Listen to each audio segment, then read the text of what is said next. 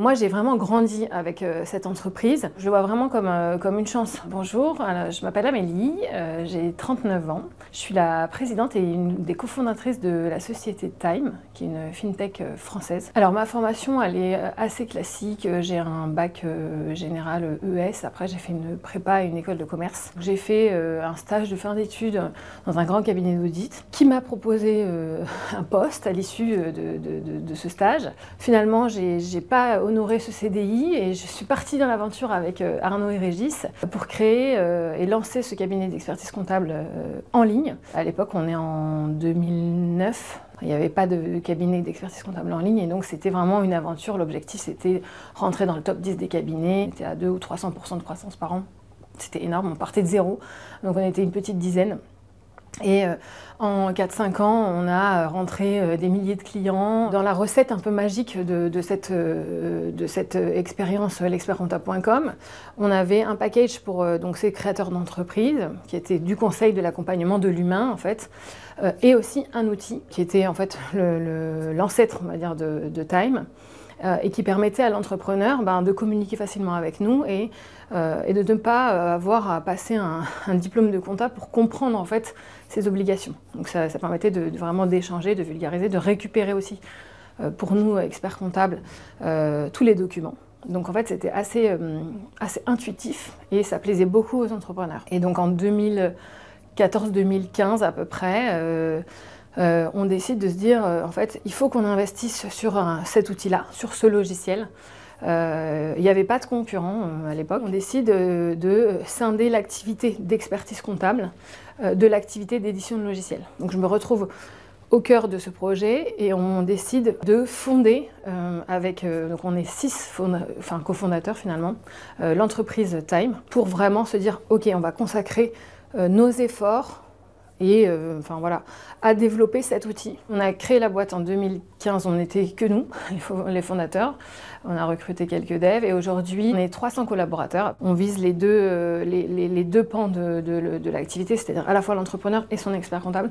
Donc 300 000 entrepreneurs qui sont utilisateurs de notre solution et 2500 à bientôt 3000 experts comptables aussi clients. C'est vraiment TPE, on va dire. On a beaucoup de créateurs d'entreprises qui se lancent, qui vont avoir entre 0 à 10 salariés à court moyen terme en réalité, et qui n'ont pas le temps eux-mêmes, ni l'envie et ni forcément les compétences de gérer leurs formalités administratives, comptables, fiscales. La première chose en fait quand on s'est lancé il y a 10 ans, ça a été de vraiment reconstruire les bases de notre outil. On repartait quasiment d'une feuille à peu près blanche. On avait cette expérience de l'avoir déjà commercialisé à des cabinets et à des entrepreneurs, donc on avait quand même une expérience terrain, mais de refaire de zéro cet outil, donc recruter des développeurs, recruter vraiment, se financer, ça a été, ça c'est les premières étapes pour se lancer. Ensuite il y a eu en deuxième étape, je dirais vraiment refaire tout le produit, donc ça a pris du temps, quelques années. Et la troisième grande étape qui n'est pas la plus simple aussi et qui me concerne un peu plus, parce que c'est plutôt mon secteur d'activité, c'était la commercialisation de cet outil. Comment on fait pour adresser un marché d'experts comptables ou adresser le marché de l'entrepreneuriat. On a commencé à commercialiser à peu près vers 2019-2020. Se développer en même temps effectivement que la boîte grandit, c'est à la fois une chance et à la fois finalement des étapes à passer. On grandit dans un contexte qu'on connaît avec des gens qu'on connaît et en qui on a confiance. Quand on passe des étapes et quand on a des hauts et des bas, finalement quand on est bien entouré, qu'il y a une certaine solidarité, c'est plus simple. L'échec peut être là, mais quelque part on est plusieurs à se dire ok, on a tenté ce truc-là, on va se relever. J'ai pas d'autre expérience donc je sais pas comment ça se passe quand on fait plusieurs boîtes ou qu'on cumule d'autres expériences. Mais je vois par exemple mes amis de promo qui ont changé tous les 2, 3, 4, 5 ans d'entreprise. C'est à chaque fois un retour à la case départ. On doit refaire ses preuves dans cette nouvelle entreprise. J'ai pas eu besoin de faire ça. Et ça, en ça, je trouve que c'est quand même aussi une chance. Entre 2018 et 2020, et on a vu des nouveaux acteurs qui sont arrivés avec beaucoup de moyens, notamment ces fintech qui lèvent des millions, chose que nous on n'a pas fait. On a fait le choix de ne pas lever de fonds. On voulait rester et on veut rester mettre à bord et maîtriser vraiment notre entreprise de A à Z. Donc forcément, il faut un petit peu rivaliser, faire preuve d'ingéniosité, pour perdurer. On va aujourd'hui peut-être moins vite que certaines de ces fintech, notamment dans la force de développement du produit, voilà. Mais on a su trouver en fait des arguments, c'est-à-dire la satisfaction de nos clients, un produit très simple mais qui a le mérite de plaire à 80% des entreprises en France. Donc finalement, c'est faire des choix et privilégier voilà, la satisfaction client avant tout en fait. J'ai plutôt un profil qui était commercial, de conquête en fait dans mes précédentes expériences et vraiment aussi c'est mon sujet sur Time, c'est-à-dire la conquête en fait et la croissance de la boîte. J'aime beaucoup aussi justement faire grandir la boîte et faire grandir les hommes dans la boîte, enfin les hommes et les femmes évidemment. Et je pense que ça fait partie de cette deuxième compétence que j'ai développée en fait au fur et à mesure finalement. Une de mes plus grandes satisfactions, c'est quand un collaborateur rentre, par exemple on recrute quelques alternants, enfin pas mal d'alternants, qu'on arrive à le fidéliser, à le faire grandir, à le faire évoluer tout au sein de notre entreprise. Et ça c'est vraiment une fierté aujourd'hui en fait d'avoir des équipes fidèles et qui puissent s'épanouir et grandir en même temps que l'entreprise. Les entrepreneurs, donc nos clients utilisateurs, sont très satisfaits du produit. En fait, la prise en main de l'outil est très simple. C'est quelque chose qui est assez difficile à faire, hein, d'être à la fois simple mais complet. Donc ça, c'est vraiment aussi notre force. Il faut savoir que toutes les 3 semaines, en fait, on sort des nouveautés sur le produit. Elles sont basées sur les besoins de ces entrepreneurs. Donc on est très à l'écoute de leurs remontées, on note toutes les remontées, toutes les idées qu'ils ont, quand elles semblent être assez significatives en termes de nombre et aussi correspondre à des opportunités pour une majorité des entrepreneurs, on décide de les mettre en production. Je n'ai pas intégré forcément de réseau, mais je participe à des événements, à des conférences. Ça m'intéresse beaucoup, notamment la place des femmes dans l'entrepreneuriat et dans les fintech. Il y a un échange qui est sur le fond, et sur ce qu'on vit en tant qu'entrepreneur, on va dire, et des échanges aussi qui sont plus sur la place de la femme. J'ai participé à des festivals, par exemple, C'est qui la bosse, ou ce genre de choses. C'est très enrichissant en fait, c'est hyper intéressant de voir ces parcours de femmes et de pouvoir échanger avec elles en fait. Dans notre boîte, on n'a malheureusement pas la parité, c'est je pense par construction, malheureusement, on a sur les 300 collaborateurs qu'il y a chez Time, quasiment 2/3 des effectifs qui sont des effectifs ce qu'on appelle tech, donc développeurs, data scientists. C'est des métiers qui sont beaucoup plus masculins, factuellement en fait. Donc même si on essaye de recruter des développeuses, des ingénieurs, une quantité moindre sur le marché, donc forcément, ça c'est très représentatif dans nos effectifs. En revanche, sur des activités plus commerce, relations clients, là on est beaucoup plus paritaire, voire une dominante féminine qui est un peu le hasard. Donc c'est compliqué d'avoir la parité et c'est pour autant quelque chose qui nous motive. Après, pour la place de la femme, en réalité, moi je pense que ça passe beaucoup par l'éducation. Favoriser aussi les jeunes femmes dans ces filières-là, dans ces filières plus mathématiques, potentiellement si elles en ont envie, et les encourager aussi, leur dire que c'est possible. Et aussi après l'éducation, c'est-à-dire de pouvoir expliquer aux femmes que c'est possible, qu'il y a des places pour elles, qu'on les attend et que d'ailleurs elles sont très bonnes dans ces postes-là. J'aime pas avoir des équipes où il n'y a pas de femmes parce que justement c'est forcément une équipe qui est peut-être moins humaine, ou ça peut très bien marcher, mais généralement en fait dès qu'il y a au moins une femme dans une équipe, c'est mieux. Alors on a des grands projets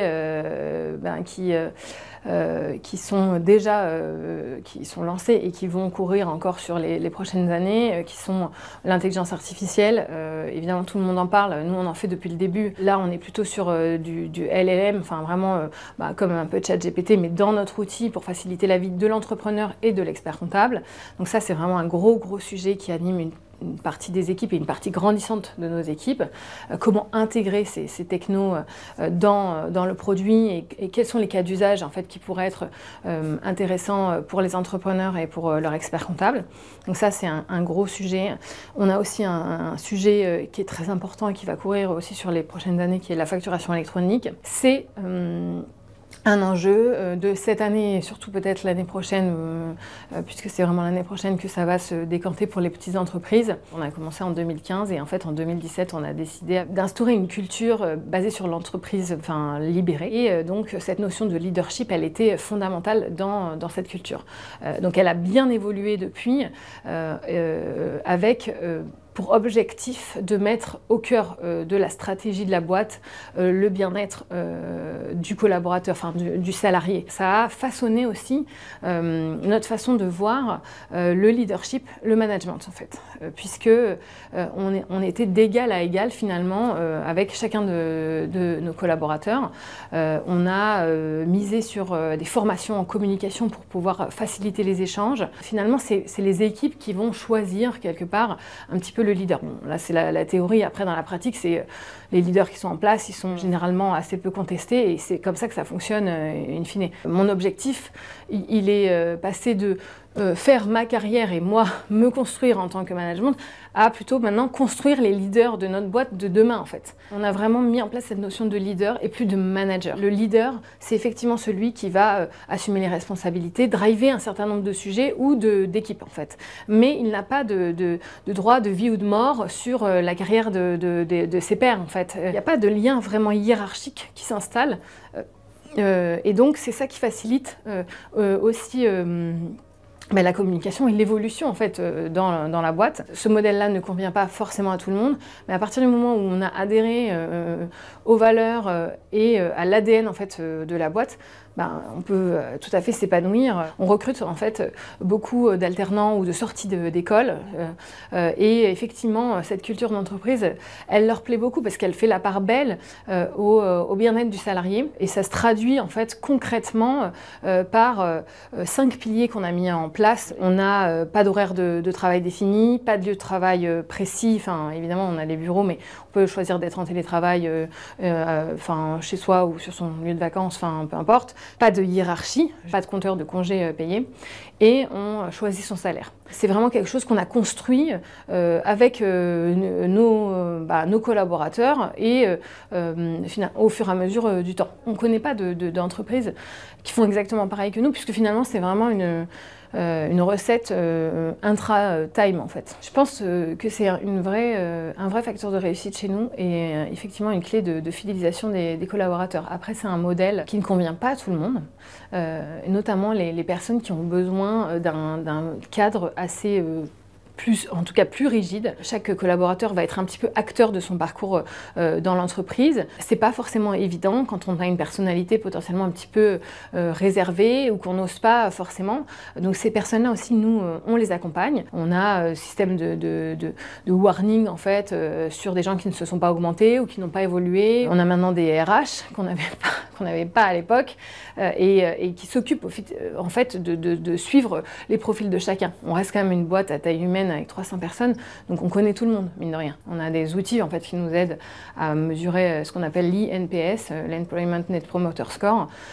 Et aujourd'hui, on sait que ça fait partie intégrante de notre réussite. Le marché, il évolue énormément. On a des opportunités devant nous qui sont l'intelligence artificielle, la facturation électronique, le fait de vraiment cette mutation en fait du marché qui s'oriente vers le logiciel. Je me sentirais pas moi de partir seule en fait. La vraie force aussi et ce que j'ai trouvé en Time, c'est finalement d'être accompagné et d'avoir ces cofondateurs. On est 6, ce noyau en fait un peu dur qui a un socle de confiance et très complémentaire. Pour l'instant, le projet, il est de continuer sur notre lancée, de développer Time. On n'est qu'au début finalement de l'aventure et donc voilà, les perspectives sont assez infinies finalement et ça me convient très bien.